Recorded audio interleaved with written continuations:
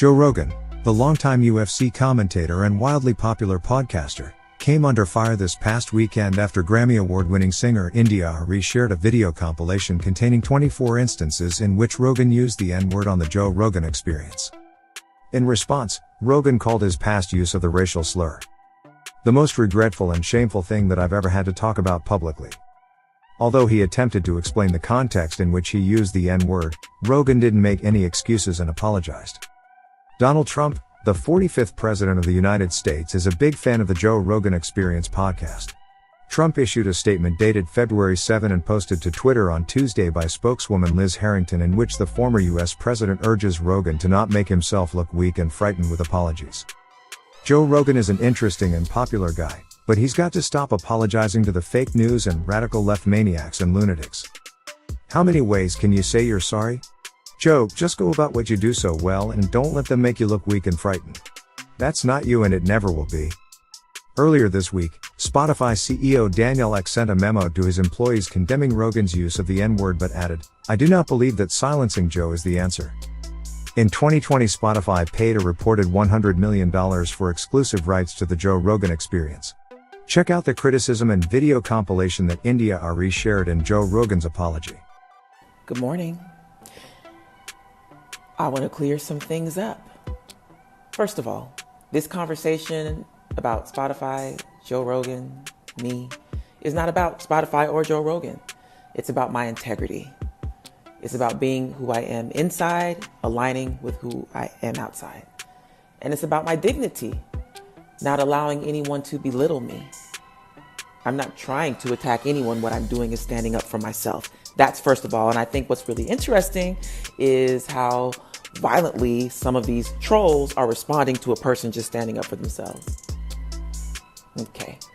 So I want to address the different contingencies of people on this page, the people who follow me, the people who are on the fence and are wondering what I'm saying, and the trolls too. Not that the trolls would get this far, but I'm going to address them too because of my integrity. So, number one, the writer Roxane Gay brought something to light for me that I want to make sure that I express. People who are talking about censorship and censoring of him. Censorship is being at the threat of loss of life or freedom for your words. No one's being censored here. She said, this is not censorship. This is about curation. Curation meaning choosing what you want in a space. Choosing the space you want around you. Curation.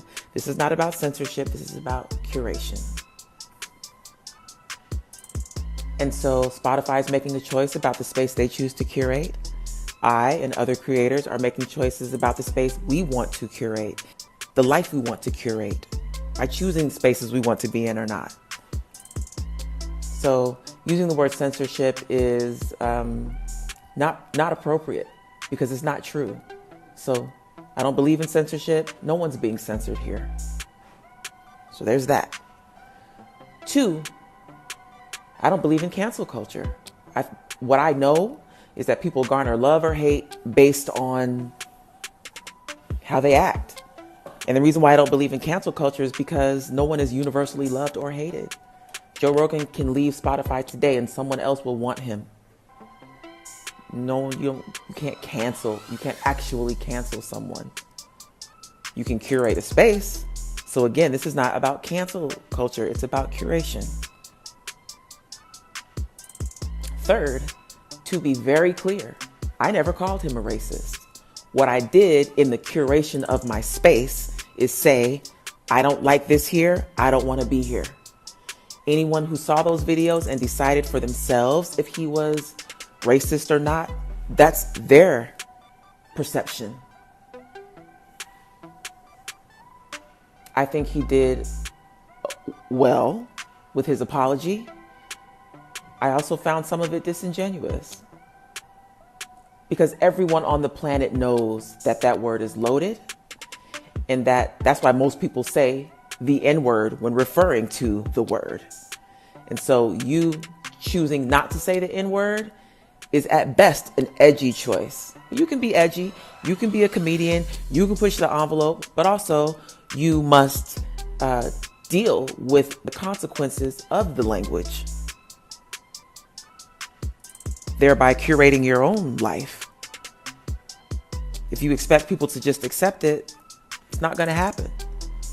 So you're going to have to deal. And that's what is happening now. He has to deal. But he's not being canceled, censored, and I have not called him racist. I'm sure other people have, because I see how they see it as racist. What I'm sitting with here is that I think he didn't see it as racist. Why would he be outwardly racist when he's part of the comedy community, which is the greatest comics are black? The current greatest comic in the world is black. Why would he want to outwardly be racist? Whether or not he is in his heart, I don't know. But I don't think he intended to be racist. I think he intended to be edgy. And he knew he was doing it. So that part of it, his apology for me was disingenuous. But I heard him.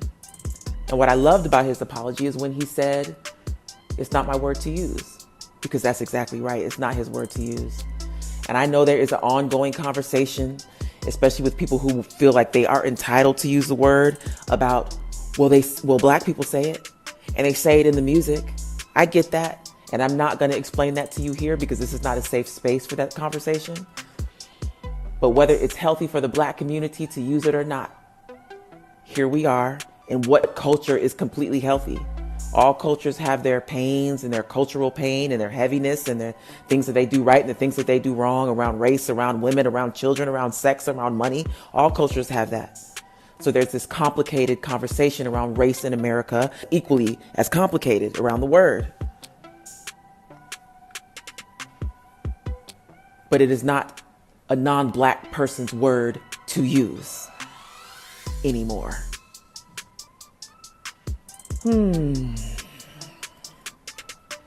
Lastly, I want to say what I said first. Just to be clear, my conversation is not about Joe Rogan. It is not about Spotify. It is about my integrity and my dignity.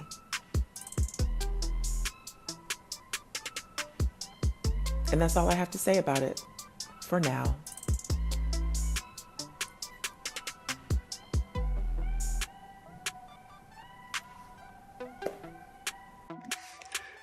Hello, friends. I'm making this video to talk about the most regretful and shameful thing that I've ever had to talk about publicly. There's a video that's out that's a compilation of me saying the N-word. It's a video that's made of clips taken out of context of me of 12 years of conversations on my podcast, and it's all smushed together, and it looks fucking horrible, even to me.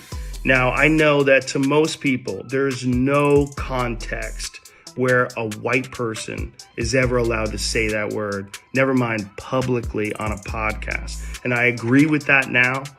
I haven't said it in years, but for a long time, when I would bring that word up, like if it would come up in conversation, instead of saying the N-word, I would just say the word. I thought as long as it was in context, people would understand what I was doing. Like that context was part of the clip we were talking about Red Fox, how Red Fox said that word on television in the 1970s and how times have changed so much since then. Or about how Richard Pryor used it as one of the titles of one of his albums. Or I was quoting a Lenny Bruce bit, or I was quoting a Paul Mooney bit, or I was talking about how Quentin Tarantino used it repeatedly in Pulp Fiction. Or I was talking about how a Netflix executive, ironically, used it because he was trying to compare it to another offensive word, and he said it out loud, and they fired him. Not calling anybody or just saying the word out loud. I was also talking about how there's not another word like it in the entire English language, because it's a word where only one group of people is allowed to use it, and they can use it in so many different ways. Like if a white person says that word, it's racist and toxic, but a black person can use it and it could be a punchline. It could be a term of endearment. It could be lyrics to a rap song. It could be a positive affirmation. It's a very unusual word, but it's not my word to use. I'm well aware of that now, but for years I used it in that manner. I never used it to be racist because I'm not racist, but whenever you're in a situation where you have to say, I'm not racist, You fucked up. And I clearly have fucked up. And that's my intention to express myself in this video. To say, there's nothing I can do to take that back. I wish I could. Obviously, that's not possible. I do hope that, if anything, that this can be a teachable moment. Because I never thought it would ever be taken out of context and put in a video like that. And now that it is, holy shit, it looks bad. And it's part of also me doing this podcast for thousands of hours, thousands of episodes, over 12 years. I said a lot of fucking stupid shit, which is fine when you're talking about most things, but not when you're talking about race. And there's another clip that I have to address. There's a clip from 11 years ago. I was telling a story on the podcast about how me and my friend Tommy and his girlfriend, we got really high. We were in Philadelphia and we went to go see Planet of the Apes. And we didn't know where we were going. We just got dropped off by a cab and we got dropped off in this all black neighborhood. And I was trying to make the story entertaining. And I said, we got out and it was like we were in Africa. It's like we were in Planet of the Apes. I did not, nor would I ever say that black people are apes, but it sure fucking sounded like that. And I immediately afterwards said, that's a racist thing to say. Planet of the Apes wasn't even in Africa. I was just saying there's a lot of black people there. But then I went on to talk about what a positive experience it was and how much fun it was to go to see this movie in a black neighborhood. It wasn't a racist story, but it sounded terrible. And like I said, you can have clunky stories about anything, but not about race. And so I deleted that whole podcast, but obviously somebody made a clip out of it and taken out of context. It looks terrible, but it looks terrible even in context. It's a fucking idiotic thing to say.